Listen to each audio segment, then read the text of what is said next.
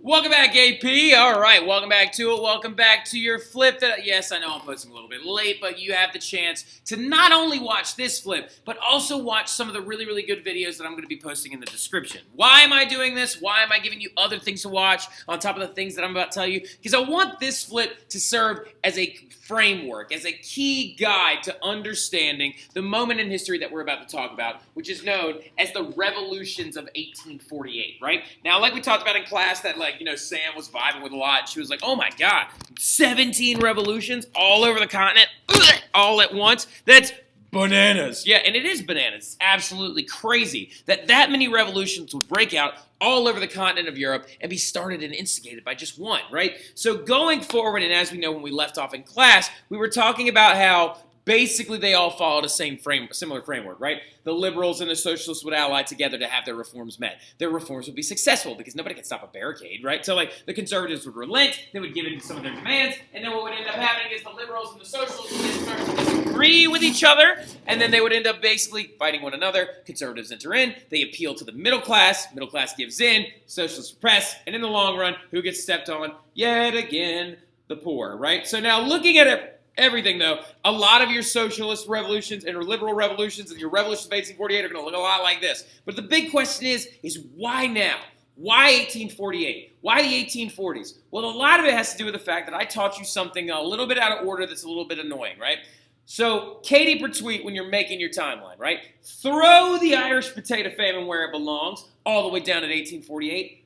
Mr. Terry, what were you thinking, right? What were you thinking bringing up the Irish potato blight during liberal reform in Great Britain when we were talking about stuff that happened in 1819 and 1825 and then jumping back over to France and talking about stuff that happened in 1830? That's right. That was my fault. You have to understand that the economic depression that was going on in the 1840s, a lot of it was instigated by the potato blight. So I should have brought the potato blight up just now, right? I should have actually brought it up just now and been like, so for example, the Hungry 40s was caused by a thing like the Irish potato famine, caused mostly by a monoculture because they're only growing one type of potato, and when one virus comes through, it kills all that. So the thing about it, though, is you have to understand the economic depression, aka the Hungry 40s, mostly caused by the potato blight, is going to ripple through the continent, right? Other crops did die out as well, and it made food prices skyrocket, and so unemployment because of this is going way up, and because food prices are going way up. And we talked about that really, really nasty view that people had of poor people with suffrage and stuff like that, basically saying they're going to vote with their tum-tums, right? Are we wrong to do that, though? Looking at the whole thing, though, unemployment is up, so people are not getting paid, and they're hungry, so there's a lot of discontent going on. And how is this going to affect the middle class? The middle class don't have the ability to employ these people anymore, so we're seeing our unity between our classical liberals and our socialists who are demanding reform and demanding that the conservative government step in and actually actively help the entirety of the country. And so what ends up happening, though, is you're going to have 17 revolutions all break out within the same year. Look at this map. This is absolutely ridiculous. You got a revolution there, there.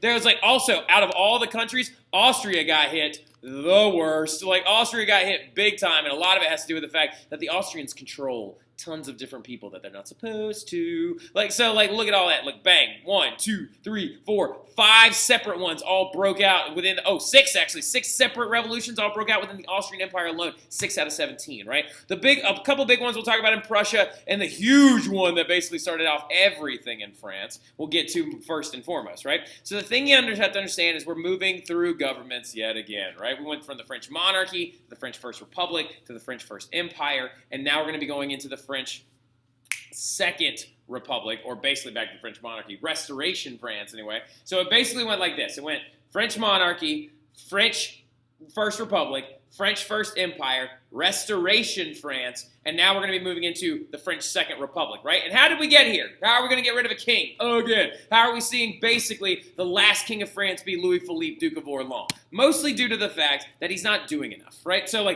a lot of the people of France believe that Louis Philippe is not doing enough. They are really mad because they believe he is complacent. He is only giving certain little band-aid measures. He's only basically bumping up suffrage and voting by just a little bit. And he also created this legislative branch, again, where have we heard this whole thing before? Oh, it's not the National Assembly anymore. It's now now it's the Legislative Assembly. Oh, it's not the Legislative Assembly anymore. Now it's the National Convention. It's a very French thing to keep making new legislative bodies like every 5 seconds, right? So like, oh, it's the Constituent Assembly. Now look, you have to understand is that this legislative body that they actually established whenever they came in under the Charter of 1814 and also with Louis Philippe, Duke of Orleans, was called the Chamber of Deputies, right? But the problem is that because Louis Philippe, Duke of Orleans, and a lot of his buddies, those conservatives, knew how to manipulate elections the right way, the Chamber of Deputies was filled with rich conservative aristocrats, right?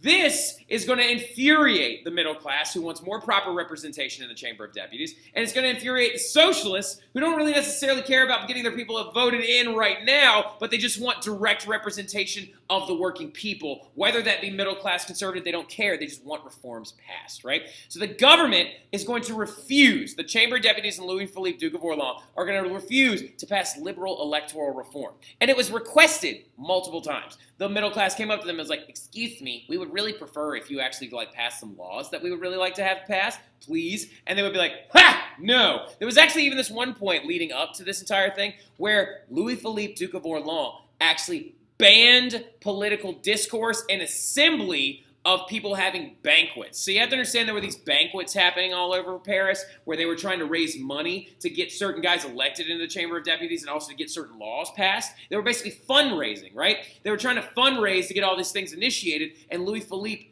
bans the banquets, right? And so the middle class and the socialists are like, you want to get rid of my banquets?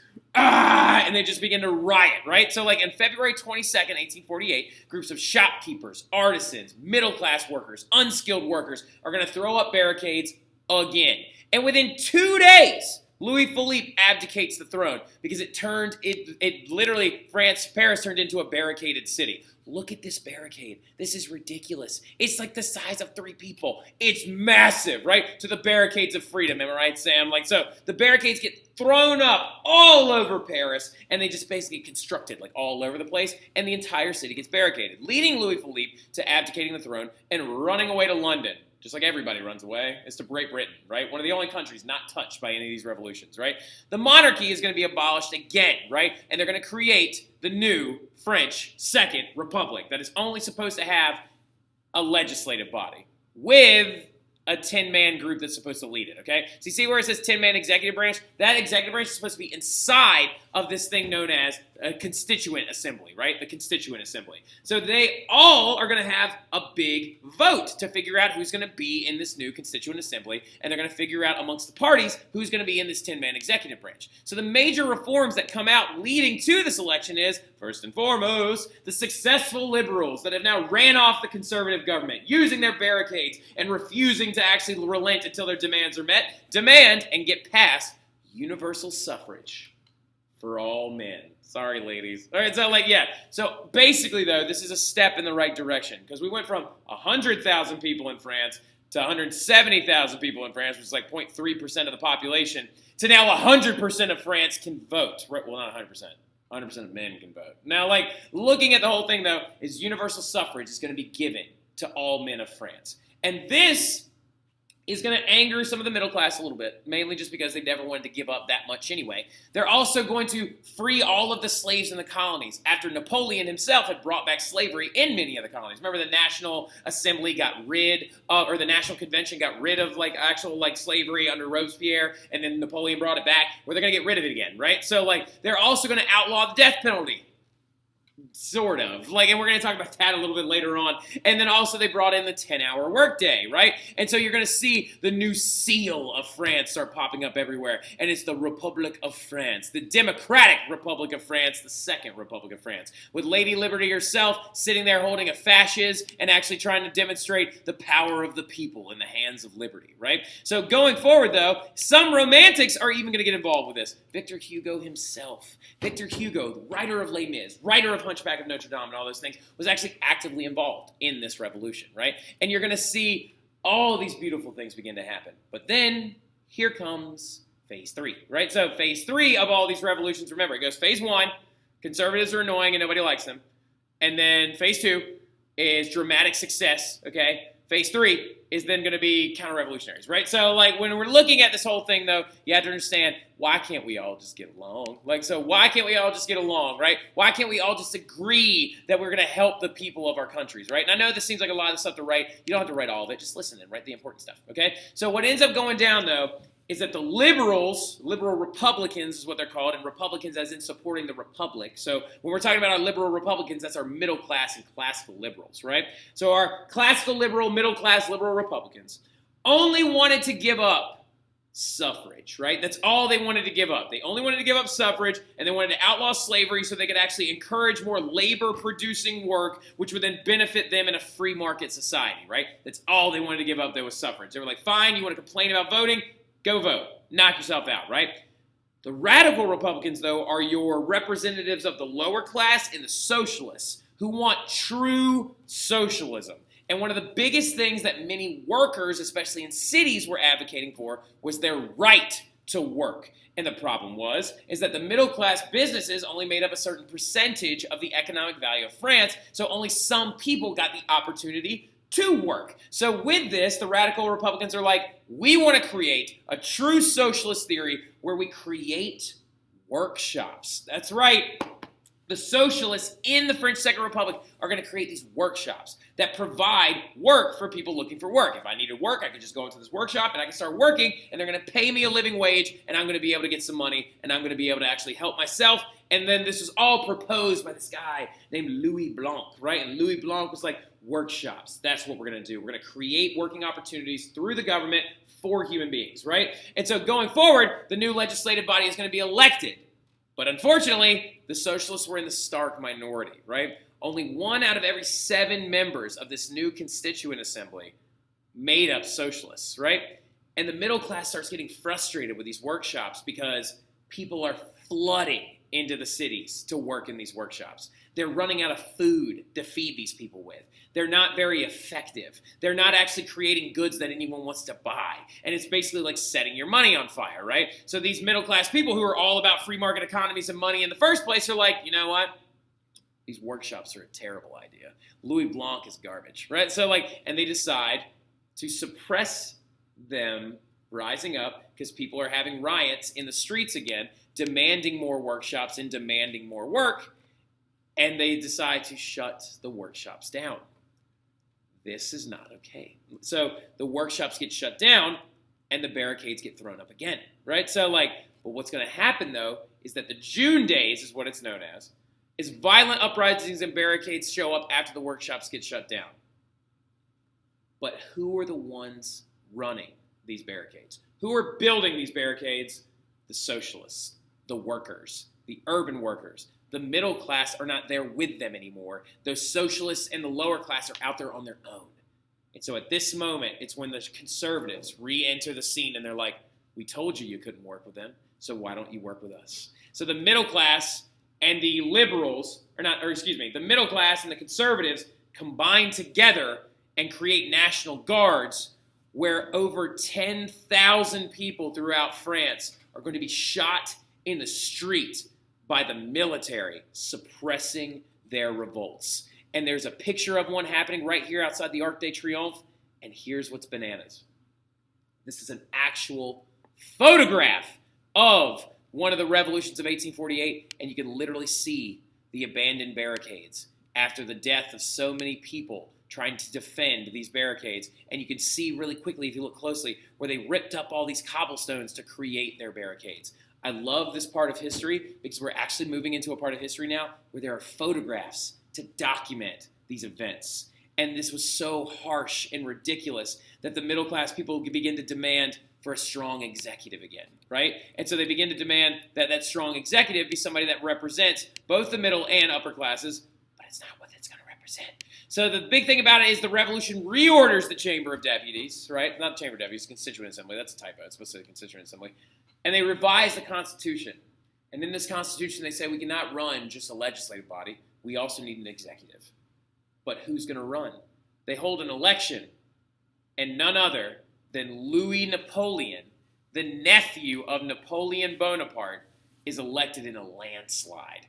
And a lot of people voted for him were poor people from the outskirts of town because they had heard the name Napoleon again, right? Now, again, though, important to focus on the fact that some of y'all are like, wait a minute, Mr. Terry. I know Abigail Winningham is probably back there, but like, wait a minute, Mr. Terry. I know that Louis Napoleon is his nephew, but I also know that basically, in a nutshell, Napoleon had a son. He did, right? And this is him right here. That's Napoleon II. Napoleon II, though, died in Austria at the Schönbrunn Palace in Vienna due to tuberculosis, right, at the age of 21. This is Louis Napoleon. Louis Napoleon is, like, located right here, and Louis Napoleon is the nephew of Napoleon Bonaparte, who is a military leader and a very authoritative conservative, and he is going to become France's first president, right? So, and he calls himself Napoleon III, right? So, like, now the important things to gain from that little section of this flip is the fact that, remember, springtime of the people, we're getting aggressive, we're throwing up barricades. Dramatic success is phase 2, when we actually gave universal suffrage, outlawed slavery, created these workshops and all these other things, right? Phase 3 is dramatic union between liberal and conservatives against socialists. Phase 4 is rolling back all those reforms, right? So a lot of those reforms were rolled back, the workshops were shut, and basically the socialists were underrepresented again.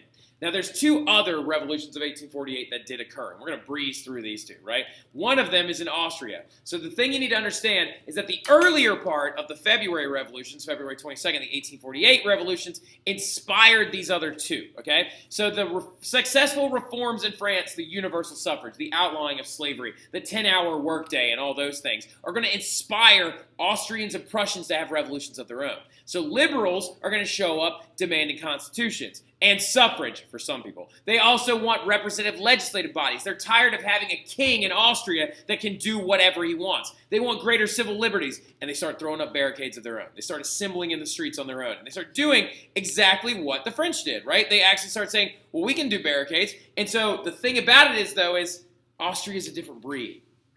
Austria is an empire that controls Croatians, Serbians, Bosnians, like Macedonians, like all these other people that are underneath Austrian rule are not ethnically Austrian, right? But the biggest subset group is the Hungarians, right? So Hungary, which is a beautiful country, if you ever get a chance to go, you should definitely go to Budapest. It's very underrated. Hungarians are going to demand autonomy. And they're like, we want a Hungary of our own.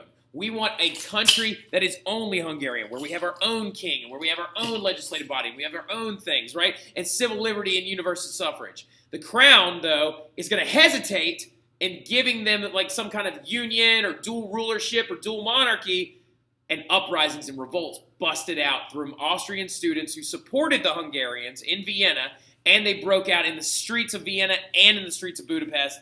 And Metternich, out of fear, like a pansy, is going to flee to London, right? So, like, he flees to London, runs away, just like everybody else did, like Louis Philippe and everybody else, all run away to London. Charles X ends up in London. Everybody runs away to Great Britain. Metternich runs away. The crown is freaking out. They're like, we lost Prince Metternich. He's the one that's supposed to show us how to shut this whole thing down. And so what they do is they relent. And basically, the Austrians mess up a little bit early on, and the dramatic success was had by the fact that they were unable to suppress these revolutions. So in other ethnic groups, though, there's a problem. Like the Croats, which is the Croatians, Serbs, Czechs, all them. They start demanding autonomy. A lot of these borders start to overlap, right? And so as a reaction, basically the crown is going to abolish serfdom and abolish feudalism completely. These new serfs, they're not a part of a super industrialized society. So whenever they're now free, they kind of just stopped caring about politics and started farming, right? New voters are also going to accidentally, in Austria, vote for conservatives because they didn't know who the liberals and the socialists were, because Austria wasn't as industrialized as France. And then what's going to happen is the disorganization of the crown is going to lead to the abdication of this guy named Francis, okay? Francis II is going to abdicate the throne, and it's going to be handed over to his nephew, Franz Joseph, who is a dramatic conservative who sends armies out into the streets of Austria and crushes the revolts. And he calls in Nicholas I from Russia and says, hey, send me an army of 300,000. And Nicholas does. Nicholas sends a Russian army of 300,000. They roll into Hungary and they destroy the revolts. So in Austria, the big key thing here is that the disorganization led to a dramatic conservative, literal crushing of them by Austrian military, right? And so Prussia is another weird one as well. In Prussia, liberals are going to demand a liberal constitutional monarchy, right? Factory workers and liberals are going to explode into revolt in March of 1848, just like they did in France, right? And because the Prussians are demanding a big thing. They want a constitutional monarchy, and they also want a united Germany, right? So Frederick William IV, which again, like he's a Hohenzollern, and then we've got another Frederick William. I know, like Goday's probably crying right now. Caved and granted that liberal constitution. Gave them a new legislative body as well, and they set up that legislative body in this place called Frankfurt, right, which is a city in Germany. And so, well, in current-day Germany. At the time, it was in, I think, Bohemia. Now, like, the big thing about it, though, is, I'll have to look that up. Now, the big thing about it is that Frederick William gave in. It was like, I'll give you your constitution. I'll give you your assembly. I'll let y'all vote for stuff, but I still want to be the monarch. And they said, okay, that's awesome, but you'll be the monarch of our new German state, right? So Prussians held elections and demanded a unified German state, not the German Confederation, and that's what they were working towards. This Frankfurt Parliament wanted to unite all the German states together and create the first Germany. But Frederick William renegotiates on them, right? Prussia declares war under Frederick. And then he realizes, he's like, oh no, you thought that I wanted to give you a liberal government. I just wanted to recreate the Holy Roman Empire and put all my prince conservative buddies in this parliament. But y'all elected a bunch of liberals and I don't like them, right? And so they basically, this new constitution elected him as the emperor of this new German state. And Frederick was like, no, and just dissolved it completely because he said, I refuse to take your crown from the gutter, right? Like, so I don't want your garbage constitutional crown, and he just dissolves the Frankfurt Parliament and then throws it all away, right? So all of these, like, all of this was lost, and that liberal constitution went away immediately when Frederick William refused this gutter crown, right? So like I said, if you want to, go ahead and jump down to some of the links below in the description and check out some of those videos as well. But the big thing about it is that you need to always remember about the revolutions of 1848 is not the particular things that happen, but they follow a similar pattern. And we'll talk about that stuff and review it a little bit tomorrow in class. I'll see y'all soon. Y'all have a good one.